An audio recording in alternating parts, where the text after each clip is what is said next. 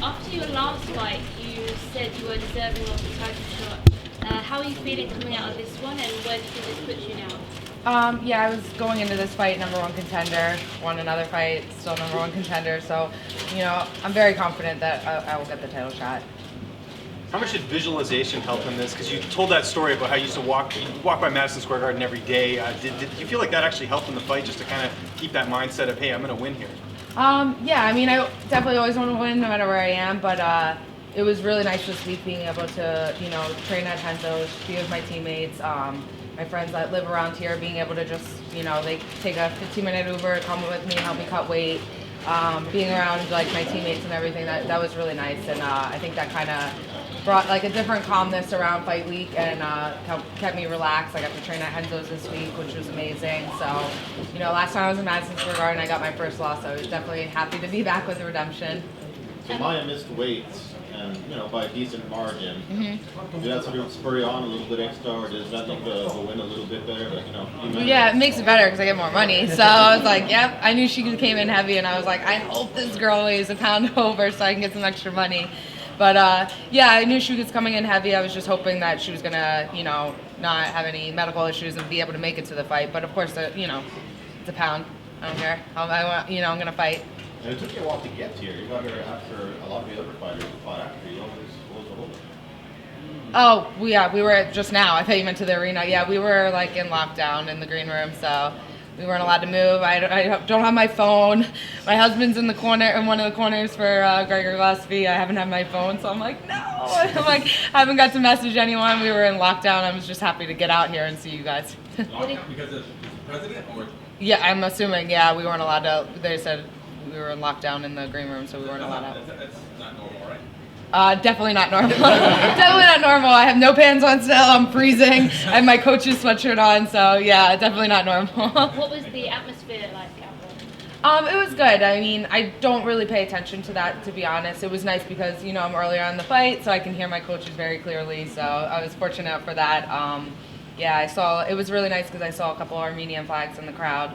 So that was really cool. I was trying to look for some of my family members. I couldn't find them, but yeah, I know that they were there, and that was really cool. What is that like, just to get that support from the Armenian community? Oh man, it's amazing. I always just kind of wish my grandfather was still alive to see that. He passed away right in the beginning of my MMA career. If he could have seen that, man, that would have meant the world to him. But yeah, seeing the Armenian crowd and the support that I've got from them is like nothing else, and it's just amazing. What do you think your grandfather would say to you today if he saw you win this fight at Madison Square Garden? I think he would finally realize I'm not still doing karate anymore, that I'm doing that. He always thinks, he would always think like, oh, you're still doing karate tournaments? I'm like, no, I'm in the UFC, but, yeah, he would definitely be proud of me. Assuming you get the next title shot, when would you like to have it? Just whenever they give it to me, I'll take it. Valentina, I know, as everyone knows, she's always down to fight. She likes to stay very active. She hasn't fought in a while, but she did fight, I think, 3 times this year. So there's a lot of fights that are already booked. So you never know. I'll stay ready, and whenever it comes, I'm ready to go. How do you see yourself matching up with her? Really good. I think that we're both counter strikers. I've been sparring lefties for the last year, because I knew that she was lefty and stuff. Yeah, I think that I'm excited. I think that I match up with her really well. If Valentina ends up getting another matchup, what are you going to do? Are you going to sit on the side? Are you going to sit out and wait for it? Or will you take another fight? Probably throw a temper tantrum first. Yeah, I mean, I just got to go see what the timeline is. When they offered me Jennifer Maia, I was like, Valentina after her last one just kept saying my name. So I'm like, all right, this is going to happen. And then they offered me Jennifer Maia, and I was like, can I wait for Valentina? Doesn't always work like that. They're like, no, you can't. You want to wait, but that's not always an option. So, yeah, I mean, I just gonna hope for the best and hope that I hope that I get that matchup, and we'll see from there. Valentina has been extremely dominant. What tools do you bring to her that other challengers that have come up short haven't been able to bring? I think that my striking is very technical. I think the other girls that she's fought are just tough. I've been boxing. I've won Golden Gloves. I've been boxing since I was 15 years old, kickboxing. I have footwork, head movement. I change different punches. I'm a little bit higher technical knowledge when I'm in there with the striking, whereas I feel like the other girls that have faced her are just kind of tough and aggressive. it seems you mentioned Footwork. It seems if you do challenge her next, it seems you'd be one of the most mobile fighters she's ever fought. Do you think that's been an issue, with people trying to beat her? Yeah, like I said, I just think that most girls that go with her just try to be like as aggressive as they can. They don't really have a smart game plan with it. It's not just about physical ability; it's also about mental ability and being able to game plan. And that's where I think I have an advantage. I'm tall, I move a lot. My style might not be the most exciting, but it frustrates opponents a lot and it throws their game off, and then that's when I'm able to capitalize and get the wins. How cool is it seeing Cory Henderson get that win? Yeah, it's really good. We were just in the green room. I was watching, and I was like almost to tears. We train together all the time, and he's just the nicest. He's like the nicest, sweetest guy, and getting that win for him, I know how important that is. I'm really good friends with his wife, and he just had his son, and he's here today, so that's a special moment. I'm really happy. And how cool is it that you could both potentially be fighting for a title next? Yeah, definitely. I mean, we kind of like just got into the UFC around the same time. We kind of were on the same ladder, kind of the same like style a little bit, movement and everything. So we definitely are really close, and that's awesome to be able to train together. Have you ever seen Cory like that and fired up that much after a fight? I mean, it was kind of crazy seeing him like that afterwards, even taunting Johnny Walker right after the win. Yeah, I mean, I kind of relate to Cory where, we're not the type that, I think we always have a chip on our shoulder. We don't get, as enough recognition as we should. We're both the same. We don't talk a lot of smack. We just do. We get criticized, for sometimes being boring and fighting. But, we both work our ass off, and I just know that emotional, like he never says anything, and then just to get that finish and how like meaningful that is for him, I think no one can understand how overwhelming that is. Is that what his personality kind of is behind the scenes? People haven't really gotten a chance to know him as much. Like you'd see him behind the scenes. Is he a lot sort of more animated than what people realize in real life? Yeah, he's always like, he's a nice guy. He's always cracking jokes. Me and him are always like busting on each other and stuff. He's definitely not like, he's far from disrespectful. He's really nice, but he's definitely a jokester. We're always dancing around, making fun of each other. But yeah, he's a really nice guy. You mentioned being close with his wife. Is it frustrating for the people around him, both family and training partners, to see him get that lack of respect from, to some degree, the promotion, perhaps the media and the fans as well? Yeah, but I think that, I think I can relate to that. You get criticized if you don't get a finish, but, you gotta win. People don't understand that. People want fighters to just go out there and do crazy things, do jump spinning kicks, and take a risk. And it's like, you could do all that stuff and lose.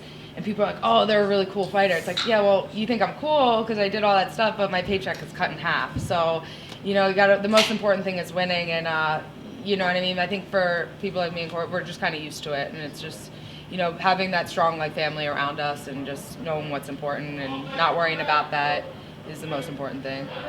First win as a married woman. How does that feel? Really good. Yeah, definitely good. Like I said, my husband corners Gregor Gillespie, so he's in the back, but we were on the lockdown, so I haven't seen him yet. So I'm happy I got that good energy in Gregor's locker room for tonight. And what was more nerve-wracking and emotional, preparing for this fight or preparing for the wedding? Oh, definitely the fight. For my wedding, everyone's like, "Oh, you're gonna be so nervous." I'm like, "This week is so much pressure and everything." I was like, "You guys have never had fight week. I don't have to cut weight. I can drink and hang out with my friends all week." So yeah, definitely a fight is a little bit more nerve-wracking. Have you ever had conversations with the UFC about what it would take to get you a title shot, like officially? Yeah, so after my last fight, I was offered a title shot, and it was the day before my wedding on 5 weeks' notice. So they did offer me the title shot, and then I wasn't able to take it. And then Valentina fought Liz Carmouche. So after that fight, I thought maybe I knew when I said no that I would potentially have to take another fight. I knew that was going to be maybe an option where I wouldn't get the next shot. But Valentina was saying my name after her last win, so I was kind of hopeful. And then when they called, I'm like, all right, she's been saying my name.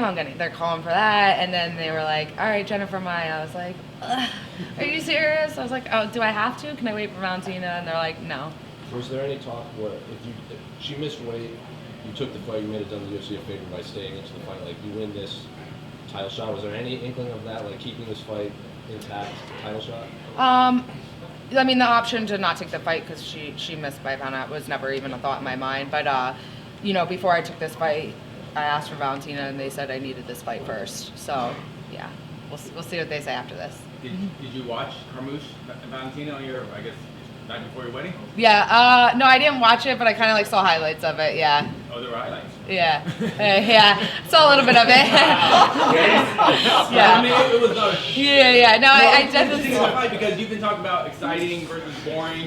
Yeah. I mean, in that fight, kind of, it was I think- not an exciting fight. I think that Valentina, everyone was a little hard on her for that fight. I think coming off of from a vicious head kick knockout, then everyone kind of expects every fight to be like that, and it's really hard. So I think she won. She's a champion. She won 5 rounds in a row. So, you know.